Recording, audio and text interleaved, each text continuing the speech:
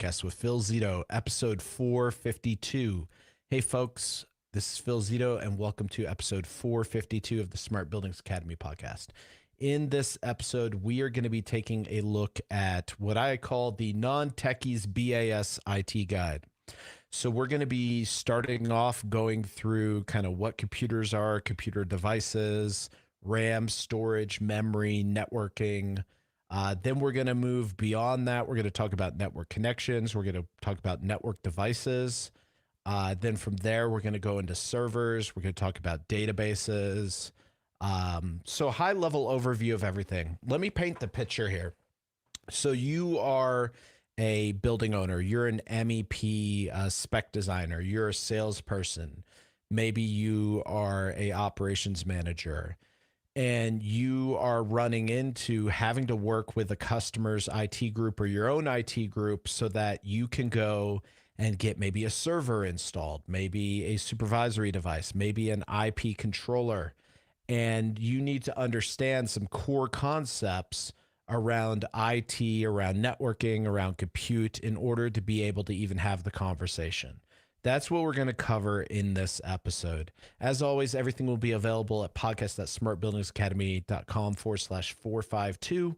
Once again, that's podcast.smartbuildingsacademy.com/452. This will be available about an hour after this recording. If you are on YouTube, LinkedIn, or Facebook, please do me a favor. On YouTube, hit the subscribe button, hit the notification bell, hit all. That way you will be notified whenever I do new episodes. If you're on Facebook or LinkedIn, please share this with your contacts, tag at Smart Buildings Academy.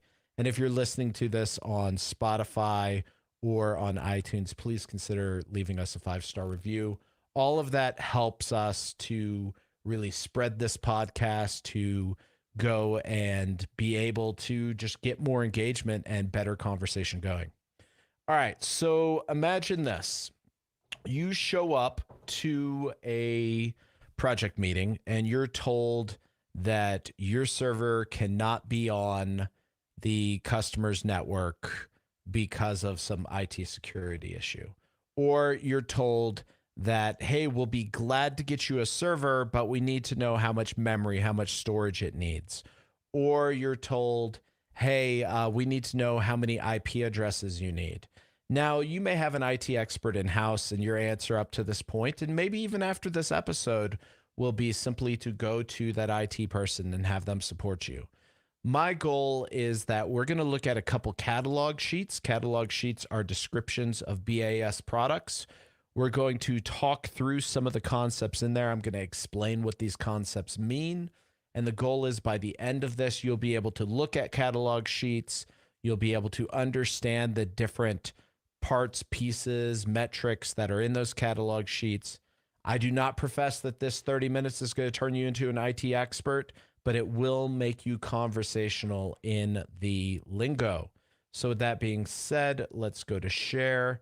I'm going to share a screen and I'm going to grab a PDF window.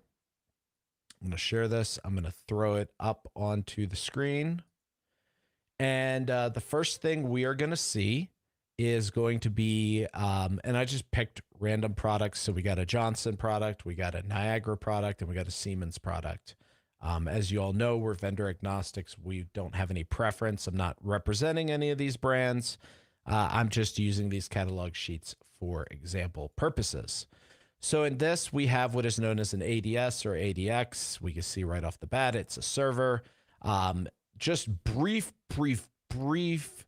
reminder of BAS topologies and architectures. Depending on who you talk to, layer 1 or layer 4 of a 4-tier architecture is the server layer. This is where the main BAS application exists. It's typically what is used to facilitate connection to a user interface, data storage, centralized graphics, centralized alarming, etc. Layer 2 is typically known, or layer 3, depending on the architecture. We're just going to keep it simple. We're going to go 1, 2, 3, 4. So 1 is typically the server. 2 is typically the supervisory device. of which a JACE 9000 Java Application Control Engine, that's what JACE stands for, is a supervisory device. These devices exist to supervise our field buses. These are our field networks, whether they're IP or MSTP in most cases. And these will supervise the field devices. These will also connect up to a server, although they can host graphics and things like that in themselves. Then we have our field layer, which is our field controllers. These controllers exist to control, so to take the input data from inputs, field inputs, temperature sensors, pressure sensors, etc., and to drive outputs. Those would be things like valve actuators, damper actuators, fan commands, etc. And these can connect via a variety of protocols as well. Okay, so you show up and you're getting asked that question about a server. Well, you need to be able to answer it. And in order to answer it, we need to kind of understand what are our server requirements. So we got to scroll kind of all the way to the bottom here, and we'll see some server requirements. The first thing I'm going to talk about is compute. So whenever you're dealing with a server, and this isn't cloud, I'm not going to get into cloud because cloud can get a little confusing because you'll have cores and virtual cores and stuff like that. And some of that's AWS, Amazon Web Services specific. Some of that is Azure, which is Microsoft's cloud platform specific. But what we're going to see here, we're going to focus in on compute, which is the CPU. We're going to talk about storage, and we're going to talk about memory. And then we'll get into the operating system. And I think this has a networking portion to it. It may not. But we will talk about networking as well. I don't see that on there, but I may have just missed it. All right, let's dive in though. Here we go. So what you'll see in regards to a computer, whether this is a server or a user interface, AMD's and Intel are the two main producers of centralized processing units, or CPUs. And a CPU simply processes data from a computer as it flows through. It gives it instructions. It's a more technical answer to it, but that's what it does. And a CPU chip has cores and it has speed. So cores are how many basically computational cores exist. The more, the better. And speed is how fast they process. And we can see 3.2 gigahertz here. The faster, the better. Now you'll notice, depending, take a sip of coffee real quick. Depending on whether it's Intel or AMD, there will be different types of processors. In the case of Intel, it's typically i3, i5, i7, i9. And I only know about the Threadripper because that's what I have for AMD, so I'm not quite sure how to describe their CPUs. But essentially, as you go from i3 to i9, you get better cores that have better thermal properties. They can process data faster. So the first thing you need to know for a server is how many cores and at what speed do I need for my server? And this is typically in the catalog sheet of the manufacturer's product you're representing. Next, I need to know is my storage. And you'll notice there's two types of storage really you're going to focus in on. There's SATA storage, which is basically a physical 3.5-inch hard drive. And then we have SSD, which is solid state drives. Like all my computers that my instructors have, that I have, we run solid state drives. They're faster for what we do. For most of you, though, SATA drives, those normal 3.5-inch, they're like this big, if you can see, big piece of metal drives are going to be fine. And gigabytes right here, you can see 500 gigs is what I like to call it. You see it says 2 500 gigs configured in RAID 1 mirroring with disk write caching turned on. What does any of that mean? RAID is just a random assortment of independent drives. And basically it's saying how these drives should communicate. Essentially what's going on here is these two drives act as one. So you have hardware failover. What do you need to know? Simply, you need to know just how much storage do I need. In this case, you need 500 gigs of storage. And ideally, you want two drives that are going to mirror each other and fail over. We're not going to get into virtual machines here yet, so don't worry about that. Graphics cards are a newer thing. In the case of servers, they're not terribly important. In the case of if you have a technician who's doing graphics development, that's when graphics cards matter. There's two main people who produce graphics cards, NVIDIA and AMD. They produce the graphics cards. I'm sure you heard of NVIDIA, especially if you have stock in them. You know they are really important right now. But for most servers, they're not really that important, especially for what we're doing. Your primary things you need to be concerned about is processor speed, your storage, and then your memory. So if storage stores data and your processor processes the data, your memory holds the data while it's waiting to be processed or waiting to be acted upon. That's why you can have good storage and a decent processor, but not enough RAM, and the system seems to be sluggish because it can't hold enough data in the storage or in the waiting period.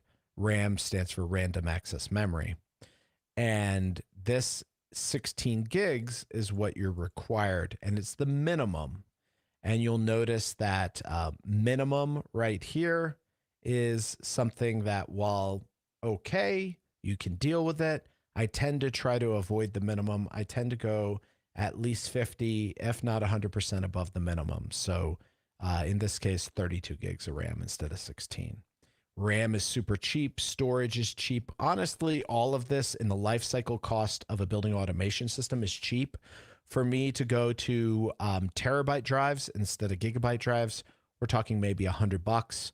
For me to go from 16 gigs of RAM to 32 gigs of RAM, we're talking once again, maybe $100, $200. For me to go from an i7 to an i9, we're maybe talking $500. But there is a massive improvement in performance. How do you weigh that performance of improvement? I mean, it really just depends. Most of the time, if you go with the recommended requirements on these catalog sheets, you'll be pretty good. But you'll never run into a problem where you have too much memory, too much. I don't want to say never. I'm sure someone could think of an example. But it's very rare that you're going to run into a problem with too much memory, too much storage, too much compute. There is a point of diminishing returns, though. So you meet with this customer, you tell them, hey, this is what I need. Now they know what to provide you for a server. Now, servers, just like your user interfaces, and by the way, when you're picking a user interface for a customer, you're going to see a very similar catalog sheet, and you're going to see the very similar requirements for the user interface computers. Those are typically standalone desktops. Never, never, never, never, never, ever, ever, ever use the server as the user interface. Servers, honestly, like if you're doing things right, the server should not even have a graphical user interface. Everything should be done through PowerShell and remote commands.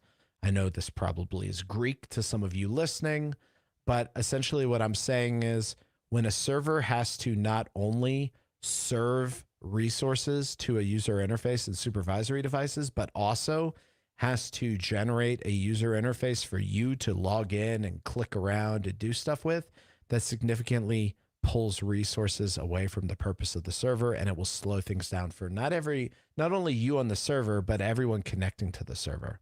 So use a user interface to connect to the server via the building automation software. Do not remote desktop into the server. That's bad practice. So at this point, we have a server.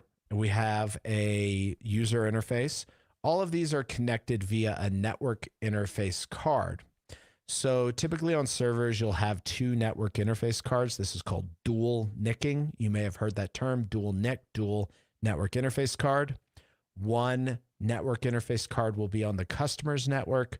The other network interface card will be on the BAS network. That is a very standard practice for having an IT and an OT network. It's not the most secure way of doing it, but as I've explained in our cybersecurity podcast in the past, cybersecurity is relative. Everyone wants to, not everyone, a lot of people want to sell you fear and doom porn related to cybersecurity. And, it is something to be aware of. There are a lot of cyber threats that go unreported every year.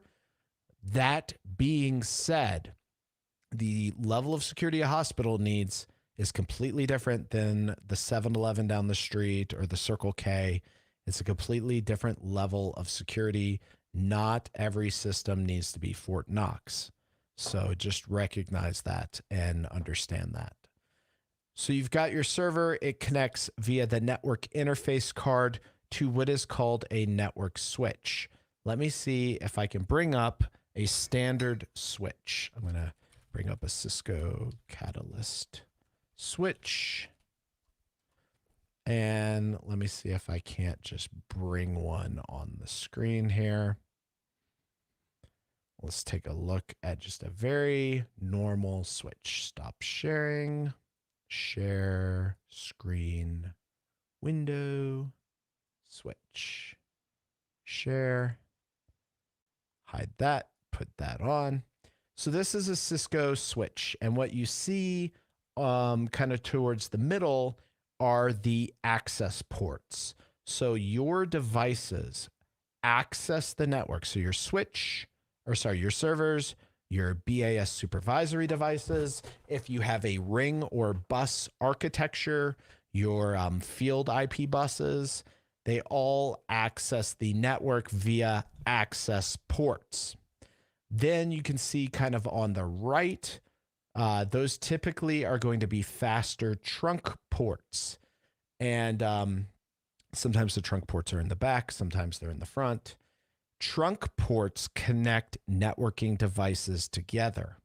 I'm not going to get into kind of the complexities of trunking, VLANs, stuff like that. That's for a more advanced podcast. But suffice to say, your computer, your server, your supervisory device, your IP controllers are going to connect to some switch in a IDF or MDF, so a data floor closet. And those are then going to allow your devices to access the network. And then your switches or the customer switches will then connect to a router. And that router will then route traffic between networks. So every server, every supervisory device, every graphical user interface, so PC, is going to have an IP address on a subnet, a subnetwork, so a portion of a larger network. And those IP addresses will then be communicated through this network gear. Pretty straightforward. There's a lot more to that. There's a lot more to IP addressing, classful versus classless routing, public versus private subnets and domains and classes. But we're not going to get into that here. Like I said, that's for a more technical episode. And this is meant to be the non-techie episode. So let's go and let's look at a supervisory device. So at this point, you've got a server. Hoorah! Yay, you've got a server.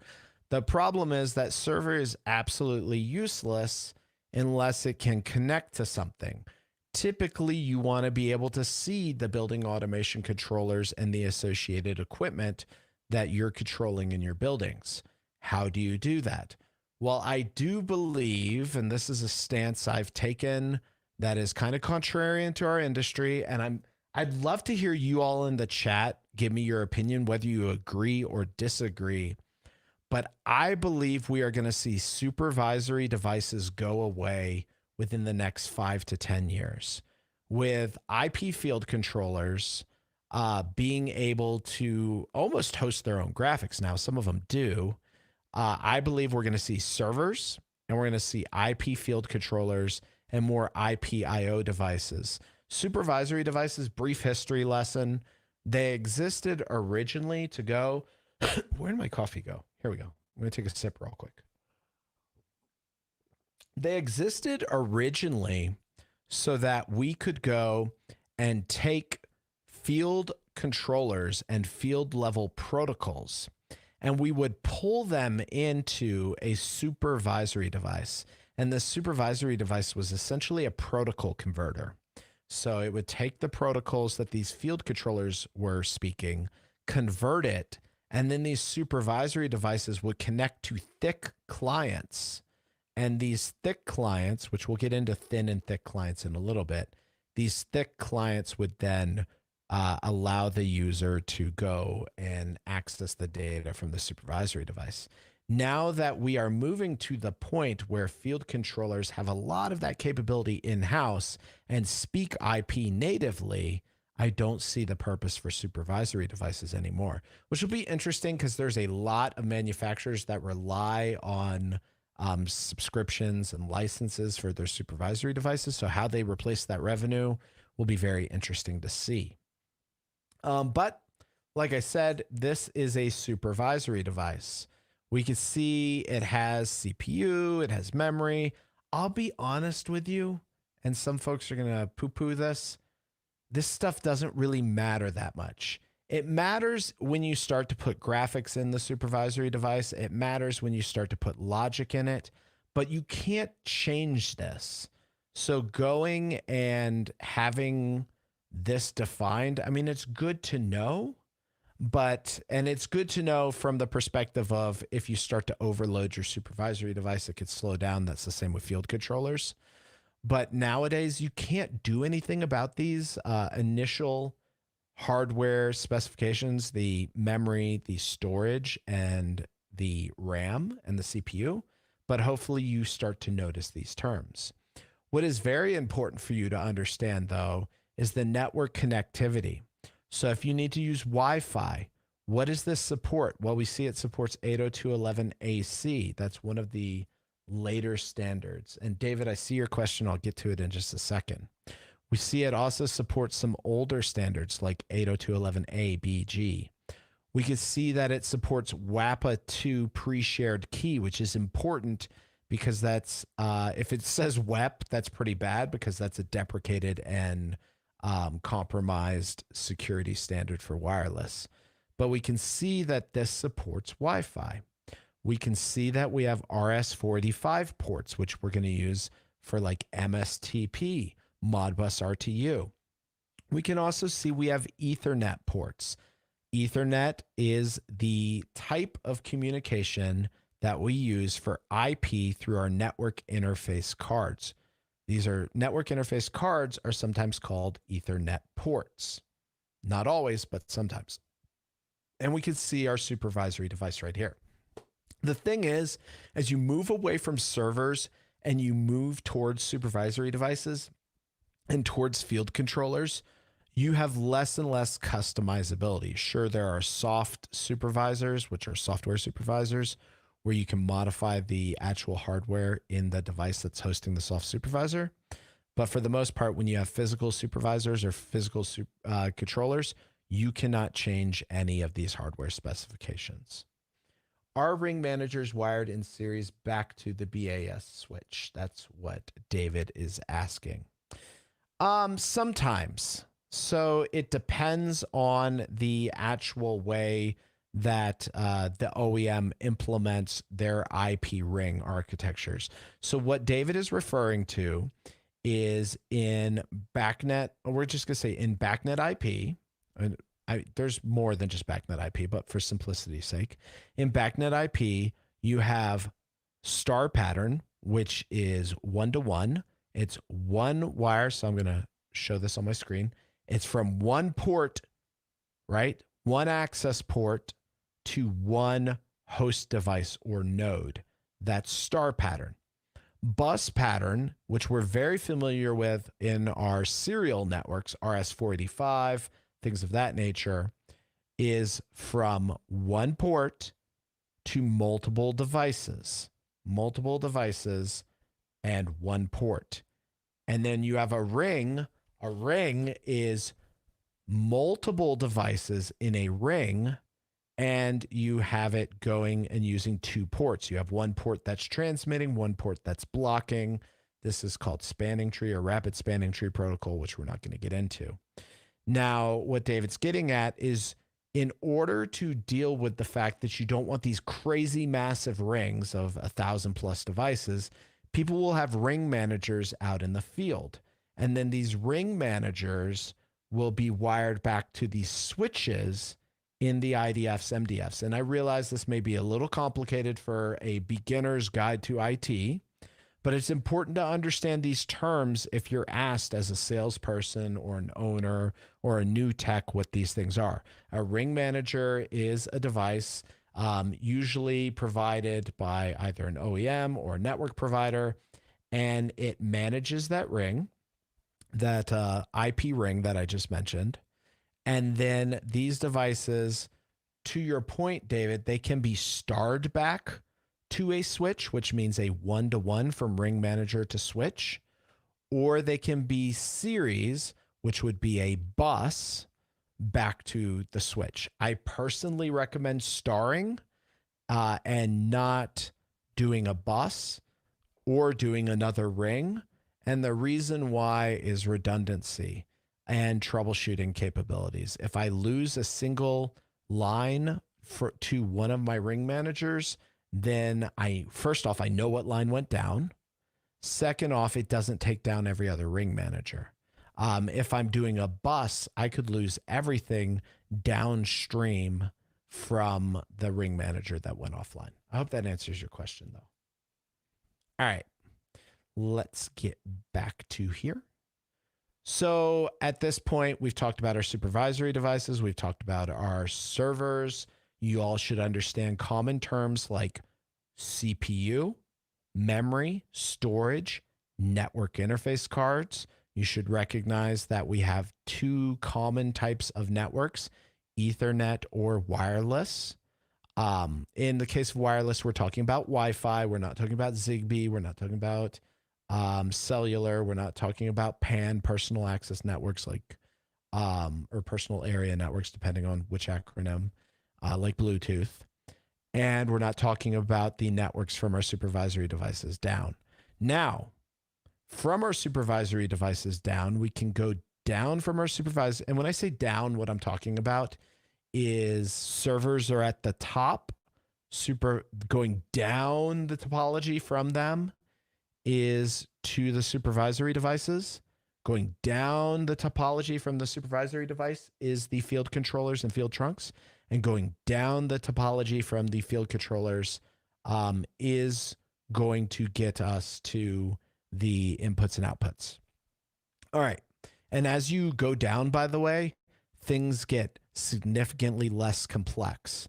A 2-wire resistive wiring to a 10K Type 2 thermistor is significantly less complex than an access port between a server and a switch on its own VLAN, on its own subnet, etc.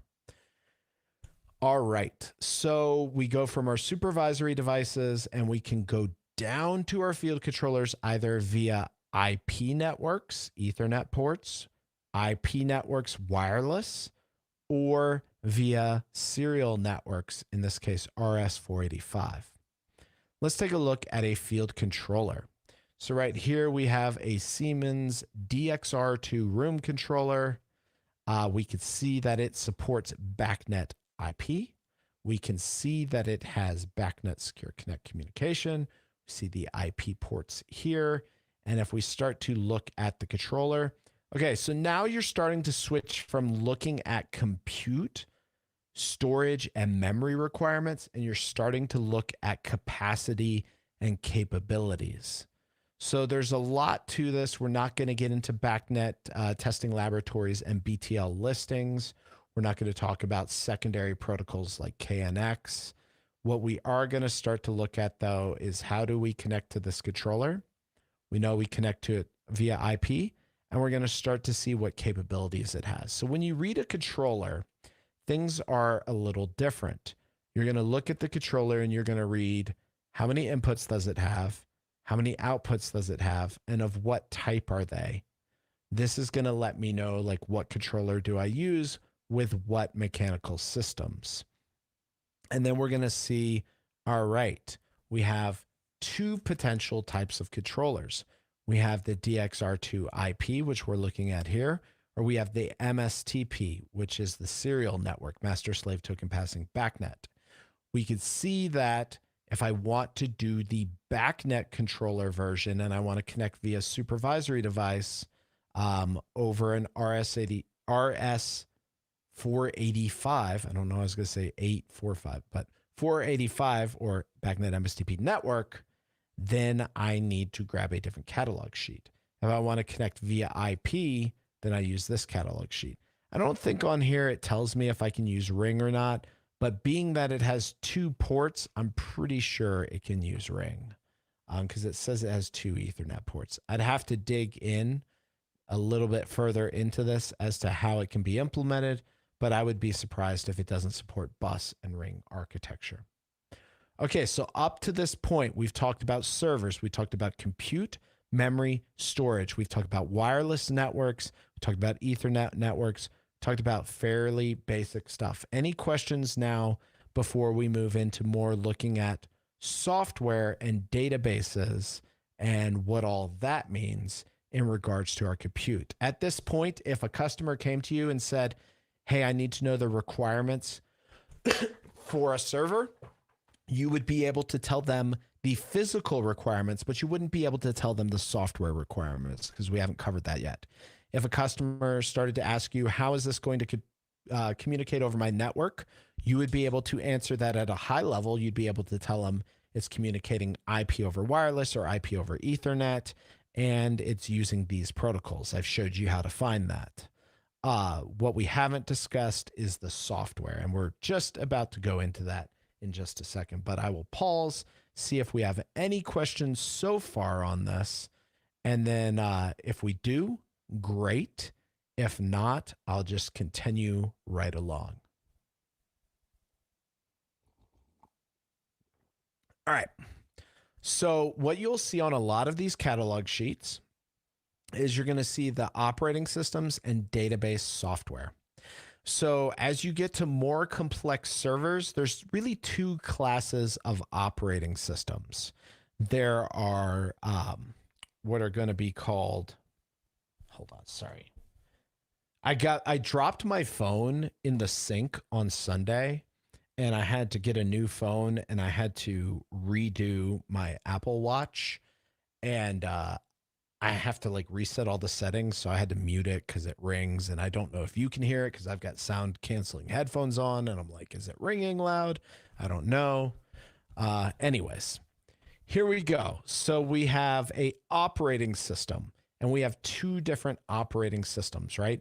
We have one, which is going to be a desktop operating system, and another, which is going to be a server operating system. Okay.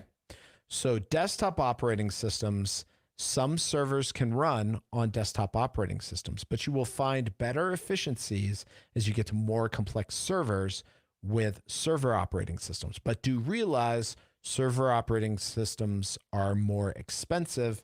But like I said, the cost of any of this stuff, computers, storage, memory, operating systems, all of that is relatively inexpensive. When you get to SQL, that is no longer the case. SQL is quite expensive, especially depending on the users and what you're using. But Express is not expensive. And with some manufacturers, you can use other versions of SQL. You don't have to use Microsoft SQL. You can use like MySQL, you can use PHP. There's a variety of different things you could do. And you'll find all of that in the catalog sheet. But customer comes up to you and says, great, you gave me the required hardware. What is the required software? And that's when you say, well, Windows 11 Pro or 11 Enterprise. This is what I need. We can also do 10. And they may say, well, we don't support 10. We only support 11. And you're like, great, we can do 11. And then that's your operating system software. Then you have your database software. And they say, well, what database software do you need? Well, we need SQL Server 2022 Express, 64-bit version. And by the way, that's important to note. While most software these days is 64-bit, some legacy software you'll find is 32-bit. There is a difference, and that is in how your processor handles data. It's way deeper topic than we need to go in here. Just realize most of the time 64-bit is going to be fine. And SQL Server Express, so we've got our operating system. We could tell them, hey, we need that. And we could tell them, hey, this is what we need for our server.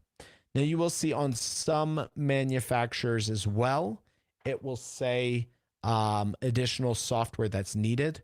What web browsers do they support? I'm going to say something kind of controversial. Most of the time, you're going to be just fine with Mozilla. You're going to be just fine with Chrome. People will say, well, Chrome has security issues. Sometimes that's true. Sometimes it's not.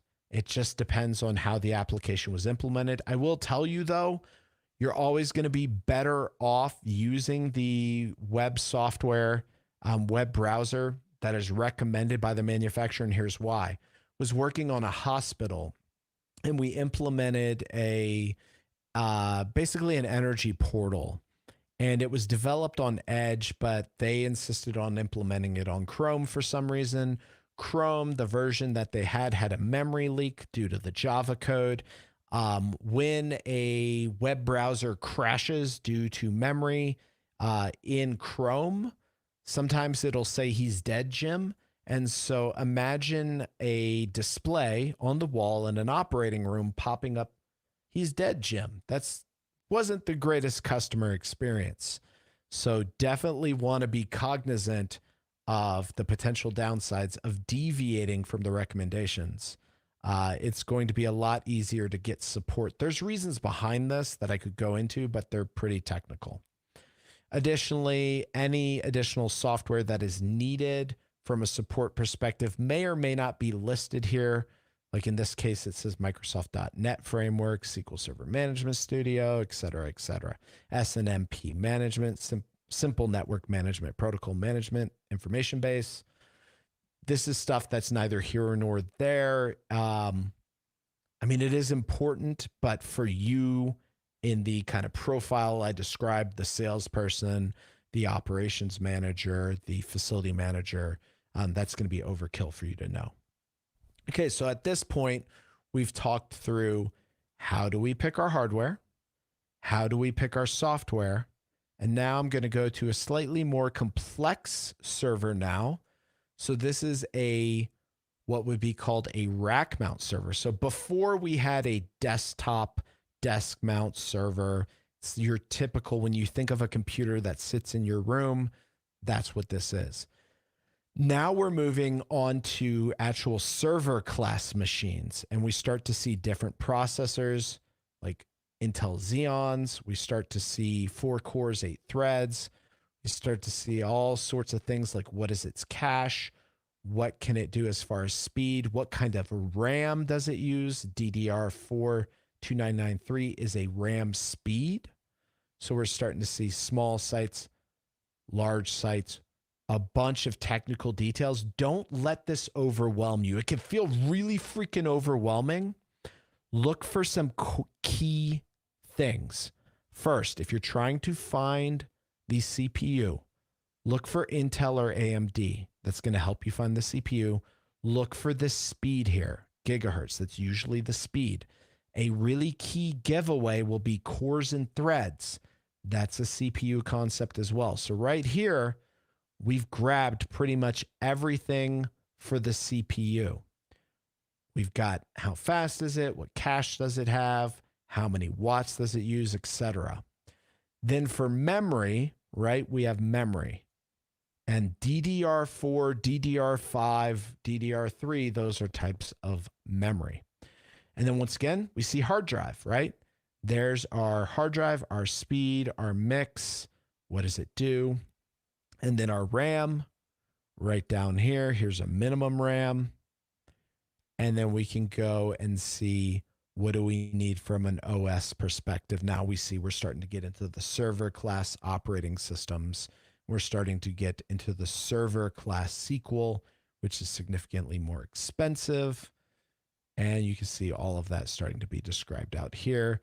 And it gets more detailed into what software we need to support, like .NET Framework 4.7.2, Microsoft.NET here, Erlang, the OTP, the messaging queue server, report viewer, etc. All right, folks. I know this was a crap ton of information to take in here, and it's a lot. I will openly admit that this is a lot. But my hope is that at the end of this episode, you feel very comfortable with the terms. You feel confident that you can go into a catalog sheet and you can answer basic questions like, what are the hardware requirements? What are the network requirements? How is this thing going to work on my network? And you can say, well, it's going to use IP via Ethernet or IP via wireless. It's going to require this kind of software. This should help you mitigate those first level IT questions.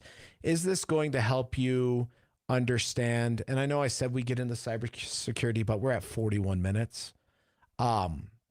Is this going to help you understand, like, hey, I want to do a white box, black box test, or, you know, what framework was the BAS developed on? Is it .NET? Is it Java? If it is .NET, what version? No, it's not going to answer those questions for you. Those, you're going to have to use higher level IT resources. But at least it's going to make you conversational. You're not going to look like a clown in front of IT, and you're going to be able to understand what they're asking for and go and effectively ask whether it's your OEM, whether it's your internal team, what you need. I'm going to pause, see whatever questions you have.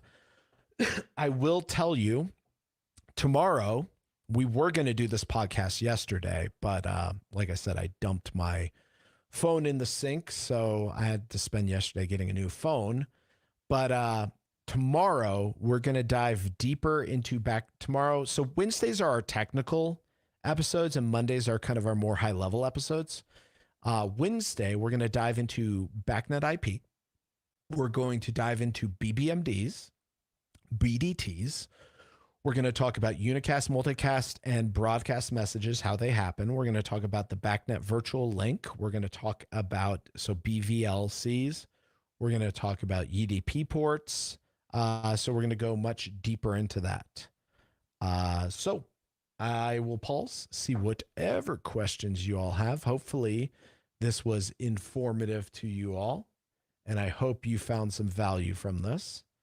I will wait a second. As I said, please, if you find these valuable, hit the share button. If you're on LinkedIn, share it with your network, tag at Smart Buildings Academy, all one word. That means the world to us. If you're on YouTube or Facebook, specifically YouTube, hit the subscribe bell in the bottom right-hand corner, click all, you'll get notified when we schedule new episodes. And then if you're on Spotify or you're on iTunes and you feel like this is valuable, please, I see that we have tons of listeners, but not a whole lot of reviews. So I would really appreciate it if you could leave reviews. They help spread the podcast. As always, everything will be available at podcast@smartbuildingsacademy.com/452. And I will give us a couple more minutes. I'll finish my coffee. And if I don't see any questions by then I will call the episode.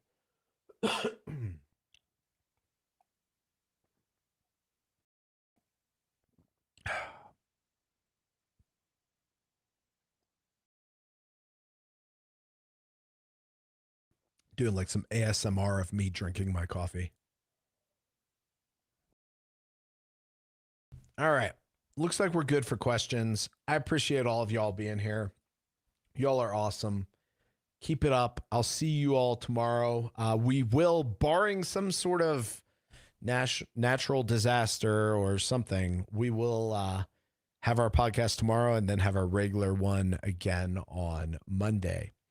Appreciate all of you. I look forward to seeing you all Wednesday. It will be a technical topic. So if you're going to show up to that, please understand the fundamentals of IT networks. So understand what a subnet is, understand IP addressing, understand basics of routing, things like that. If you don't know where you're at with your IT skills, you could definitely check out our free skill assessment at podcast.smartbuildingsacademy.com/452. That free skill assessment will be available for you. You just click on free skill assessment, sign up for that, and it'll tell you what you know about BAS, what you know about IT. So thank you, everybody. You all have an awesome day. I'm going to go get to editing this and get it up shortly. You all take care.